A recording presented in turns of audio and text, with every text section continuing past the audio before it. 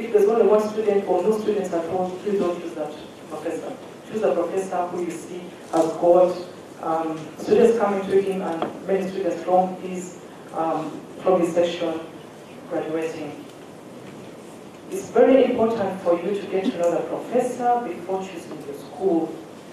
Now there's a website, you'll see it at the end of it all, it's the Council for Graduate Studies.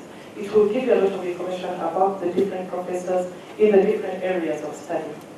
It will help you know what the professor has published, the kind of work he has done. If you find that the professor has done the kind of work that you are interested in, it will be helpful for you to get in touch with him and let him know that this is the kind of area you're interested in, and this is the kind of work you'd like to do, and you'd like to work with them. It's very good to flatter them a little bit. They really get interested when you do that. But I'm not saying that you should be professional about what you're talking to them. Don't tell them anything. And like I said, before you start your application, it will be good if the professors know you and they'll encourage you to apply. When you do that, then you know they're going to follow up on your application. And that is one way that you're going to be able to get some money for graduate school. Am I clear? Does anyone have any questions? How do you get information on graduate studies? We have an education advising center located within the U.S. Embassy. And then we also have there's a satellite center in Barra at the main library, Barra University. We also have some centers, American centers in Bali and Fort Portal for anyone who happens to be in that region. In the main libraries, you'll find these centers where you'll get information on U.S. study and other information about the U.S. Whatever we have in the Embassy Information Resource Center, you'll find in these places. You can also go to the internet. There's a lot of information. And these days, please, people should have your email addresses. You should be conversant with the internet because that is the way to go. For anyone who doesn't have an email address or is not conversant with the internet, please start doing so. Because all these things, these days, get communication via the internet. You no longer wait for the post to bring you a letter which will take about 25 days or whatever, or you never get it at all. Trying to get yourself conversant with the internet. Planning your time. There's so many things you need to do before you start your application process. You need to identify universities. You need to take some tests. These tests are a requirement for admission in a U.S. institution. And you have to know that even American students do these exams, except of course for the test of English as a foreign language. And I've had many people asking me, why do we have to take the TOEFL? The TOEFL is a test of English as a foreign language. But if you are not an American or where English is your first language, English is not our first language in Uganda. So if English is not your first language, you need to show that you can communicate in the English language. And it's also a requirement, especially if you are going to teach undergraduate students. You need to show that you can speak and communicate in English. Okay? Well, some of them you'll find December 15th of that year, if you're going to the following year. So you need to prepare yourself, you need to have a plan. Think about what you need to submit before the deadline date. On the date of January 1st, if the deadline of the university is January 1st, they'll stop accepting applications.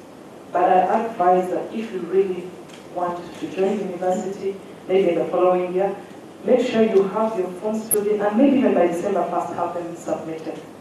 The advantage is that if the professor gets your application before any other students, your chances of getting admission and funding are much higher because you look like a very serious student, you've done your homework and you're ready to get in.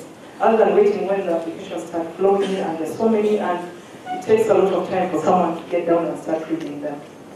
Decisions are made around about April or May, so like I said, the earlier you do these things, the better for you. What do you need to submit to institutions? These are some of the things you need to know. You need to fill out the application forms that you'll find on the net. You need to write a good CV. include all the things you've done, the experience you have. You know, there's so many things that people don't think about, but which are very, very important. For example, I usually give this example. You go home maybe during your school breaks, you go home and go to the village, you eat, you go up with your grandmother, they leave you with little children to take care of. Those are leadership skills. You're taking care of little ones. But you disregard it and think it's not very important. Some of these little things that you take for granted are very important, and you need to include them. You need to include the statement of purpose, which is the essay. You need to get your letters of recommendation, and then you need to also submit those tests, the test scores of those tests that I mentioned. Do you have any questions at this point? Some of the colleges. There's one I'm trying. It's called Williams College. You are required to sit for a SAT test. I'm asking, is it given at the embassy? Like I said, I'm here to talk about graduate studies. If you want information on undergraduate studies, then that is different. But I'll just tell you that the SAT, yes, is administered by the International School of Uganda. You can come and pick a registration. There are specific dates and the deadline for each test. But I'm sorry, I'm here to talk about graduate studies. So, yes, please. What is a statement of purpose? I'll get to it in a short while. I just want to know more about something. Okay, I'll talk about statement of purpose in a short while. In most cases, they give opportunities to. In most cases, they give opportunities to students who have been getting first grades from senior 4, 7, senior 6. Only those first class. Is it the same case with you? To be honest with you, everybody wants the best. So US universities also look out for the best students. But that shouldn't discourage you, because even the medium, there's also students who are mediocre, but you shouldn't be really, really bad. You shouldn't be so bad. But if you're looking for funding, you definitely have to be one of the best. The funny thing about US is, much as they take the very best students academically, there's some things that they look out, and you'll find they're taking a student who is a well-rounded student and leave the person who's very academically talented. A person who's very academically talented, but that's all he does. He just reads books. They want somebody who can do so many things, bring, some differences in the institutions, somebody who brings new things. Okay? So, if you're something. Personally, just briefly, as Konya said, the American system is kind of different. There are many things they consider to be admitted. One of them is leadership qualities. You may be an average student, but with extraordinary leadership potential. That would be a point for admission. Secondly, charity work and community contribution. You may be an average student, but well known in your community, helping orphans, helping street kids. So those are things they look at. And as you say, usually they look at somebody who can bring something extra to that class. Being an African will be an advantage. Being a lady will be an advantage. But it doesn't matter. Because as you told my story, I got a Rita scholarship because I was African.